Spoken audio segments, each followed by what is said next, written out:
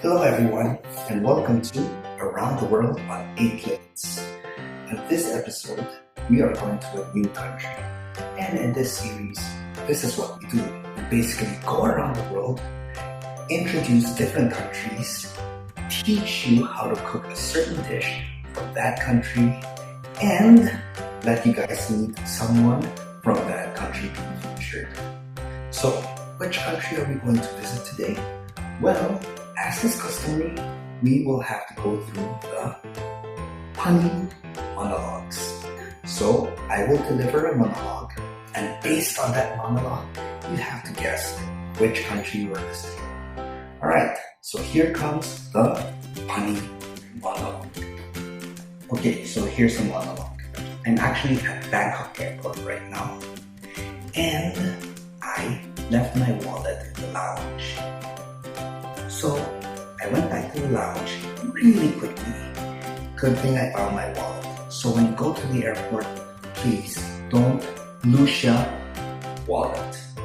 If you Lucia wallet, try to go back to where you had left it and try to find it. So remember, the clue is don't Lucia wallet. Which country are we visiting? Well, I will reveal the answer later. But remember, don't lose your wallet. I'll see you later.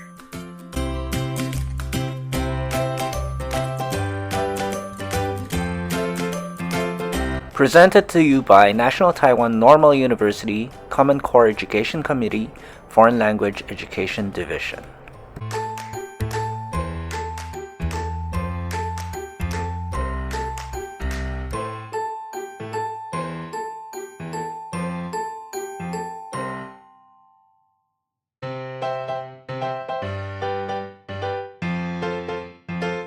Okay, so which country are we visiting?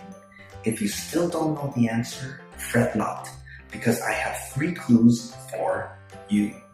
Here is clue number 1. When you think of drive-thrus, what do you usually think of? Well, sometimes you think of hamburgers, because we go to fast food restaurants. Or you can also think of drive-thru test centers for COVID.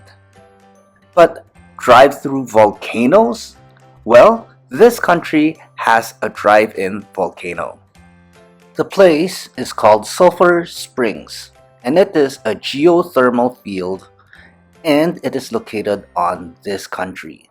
In this area, people used to mine a lot of sulfur. Now it is a popular tourist destination where you can literally drive into the crater of a volcano. Other seeing and smelling sulfur, many tourists go to this place for the mud bath. The rich mineral mud bath is a very important place for tourists. Some people even use the mud to decorate their body. So that's one of the reasons why so many people think that going to this place can help them become more creative. Alright, let's learn more about the country by listening to what I have to say for clue number 2.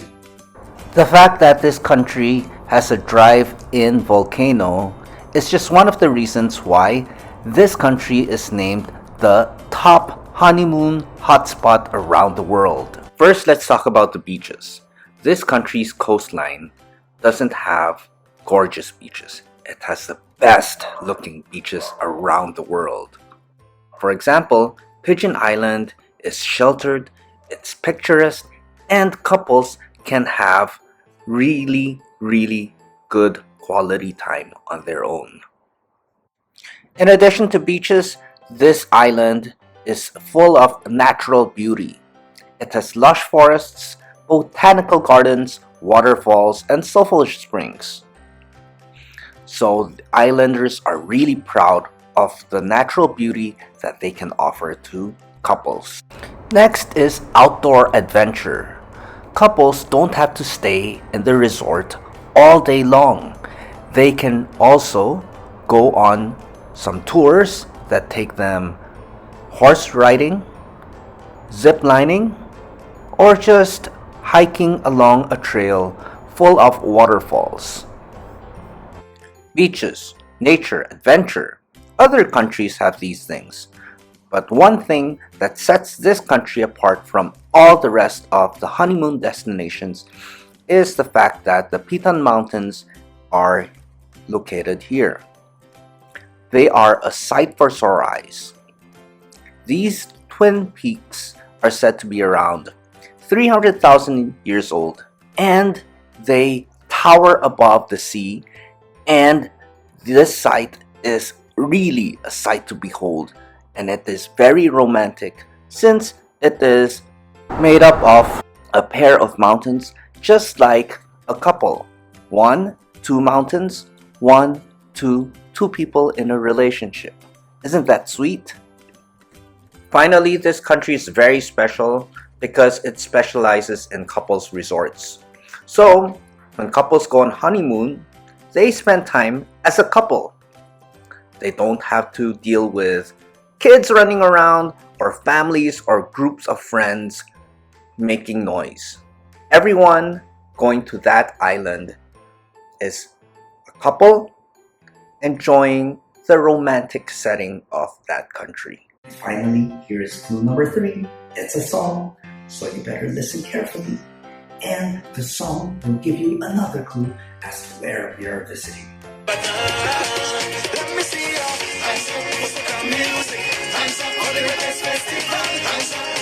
So where are we going today? Let's have a recap.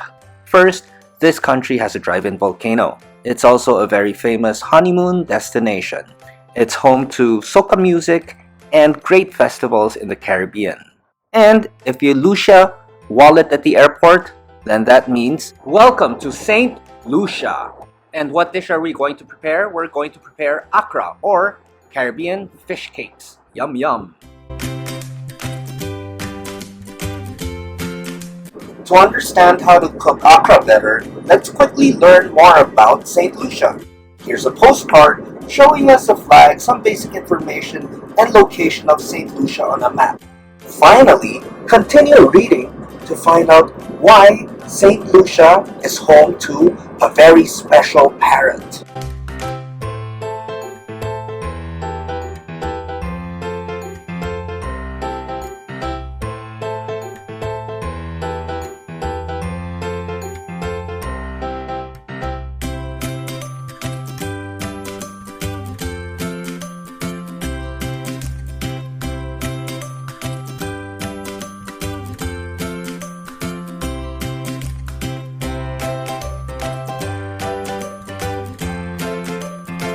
Now it's time for us to teach you how to cook Accra.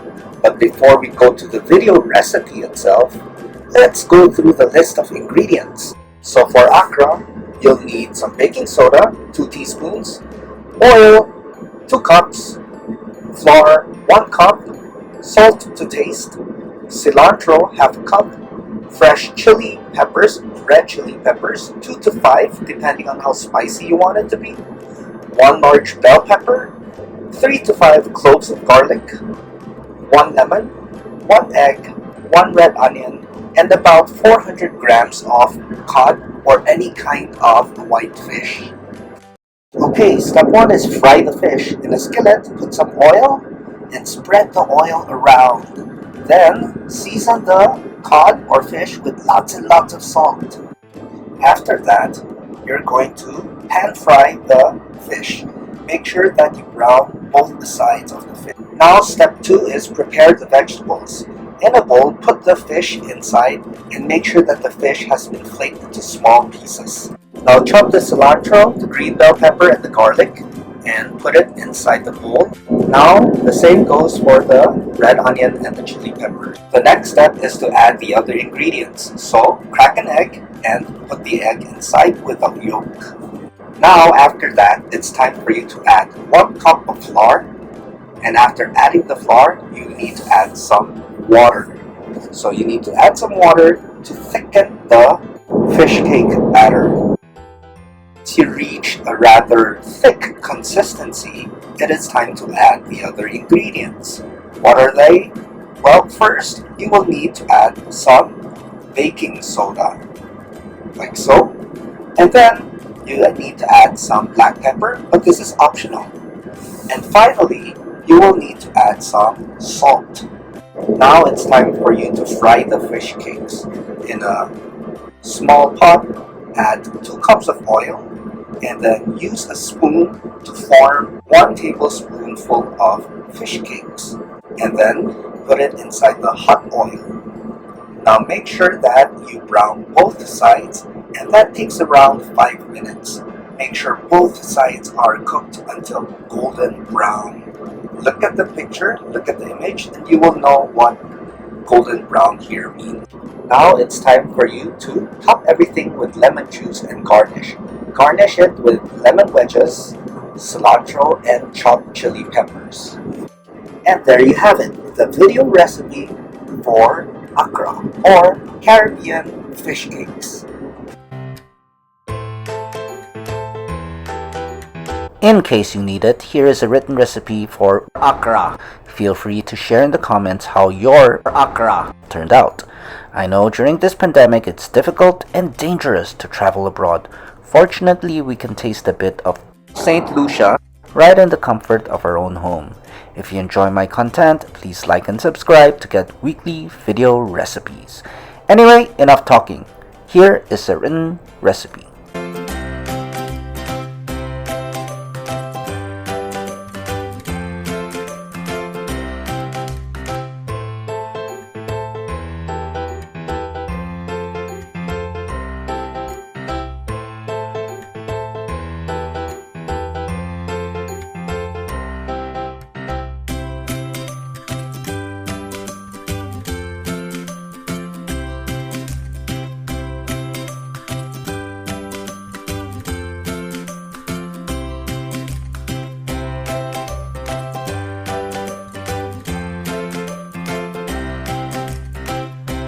Now let's welcome our special guest, Ms. Bernelle Joseph. She is from Saint Lucia, and let's listen to what she has to say about her home country. So hi, could you introduce yourself to the audience? Hi, my name is Bernelle Joseph. I'm from Saint Lucia and I'm 20 years old. And what are you doing in Taiwan? I'm currently studying on a scholarship. Yeah, that's What are you studying? Right now I'm studying Chinese and then I'm going to go to study culinary arts. Culinary arts? Were you able to find a school? Yes, I'm still waiting on acceptance and different stuff. Are there a lot of how do we call the people from Saint Lucia? Saint Lucia. Saint Lucians. Are there a lot of people from Saint Lucians? Not a lot. Uh-huh. But yeah, an average amount. An average amount. Okay. And could you tell us something about your country that most people don't know about? I don't think most people know that we have our own language. I don't think a lot of people know that we are the number 1 honeymoon spot in the world. No way. Yeah, and we also have a driving volcano. Okay. Yeah, So- I don't know. That's so cool. So you drive into the volcano? What? Yes, you can walk in, you can stand up, you can watch the entire volcano. Like, you right there and the volcano is right there. So do you see the smoke or it's You can see this. and what about lava? No, No, it's not no. active. Okay, it's not active. Okay. And why do you think your country is like the number 1 honeymoon spot? I'm not sure actually. I think it's just there are many beautiful resorts, hotels, beaches, and I guess it just attracts people for honeymoons. Okay, thank you very much.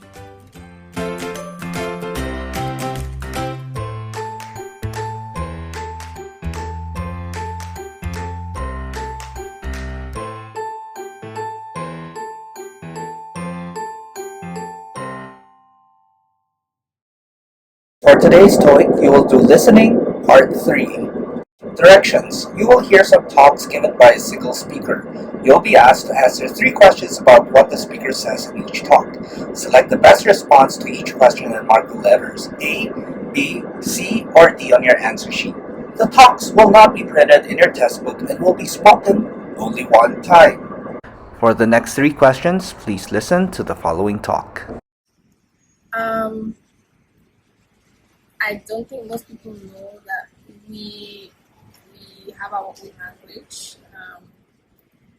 I don't think a lot of people know that we are the number one honeymoon spot in the world. Yeah, and we also have a driving volcano.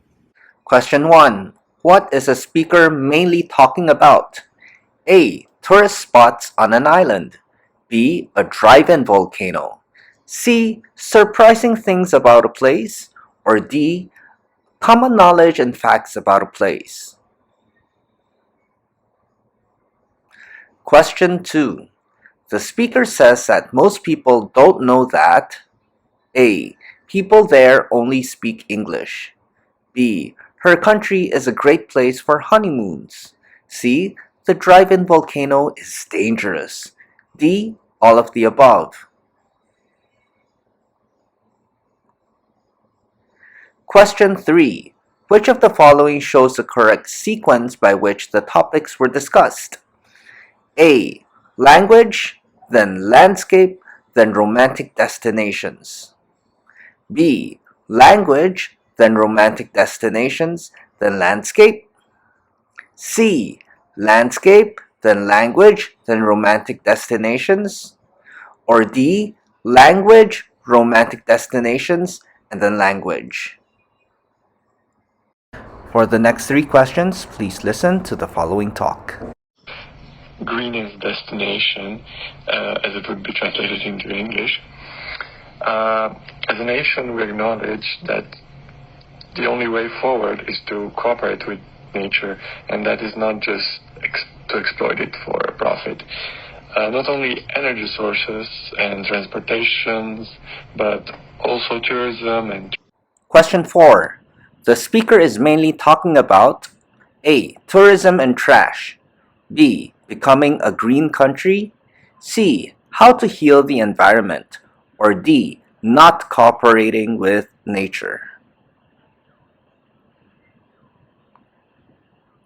Question 5. We can infer that the speaker lives in a country that A. Focuses too much on tourism. B. Focuses too much on environmental protection. C. Focuses on working with the environment. D. Focuses on transportation programs only.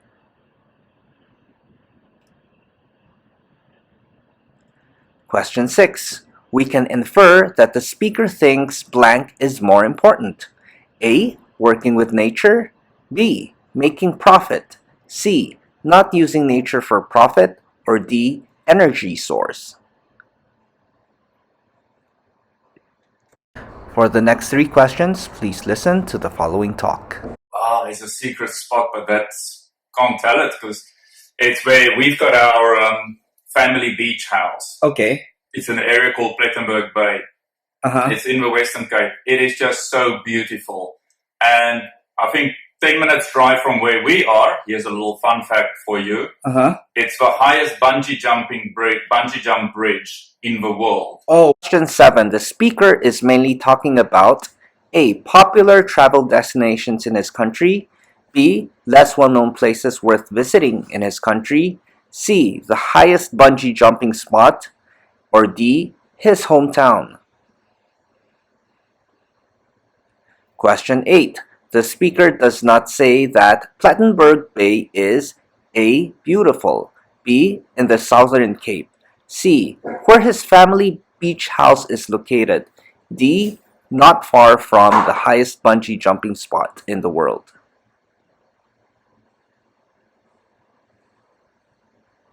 Question 9. In the beginning, the speaker A. Joked about whether or not to answer the question. B. Talked about his family hometown. C. Decided not to share his secret spot. D. Discussed why his family beach house was so beautiful.